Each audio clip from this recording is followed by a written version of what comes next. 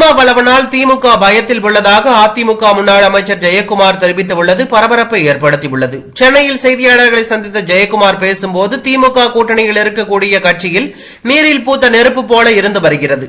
தற்போது விசிக திருமாவளவன் ஆட்சியிலும் அதிகாரத்திலும் பங்கு கேட்டு பேசி இருக்கிறார். இது திமுகவிற்கு பயத்தை ஏற்படுத்தியுள்ளது.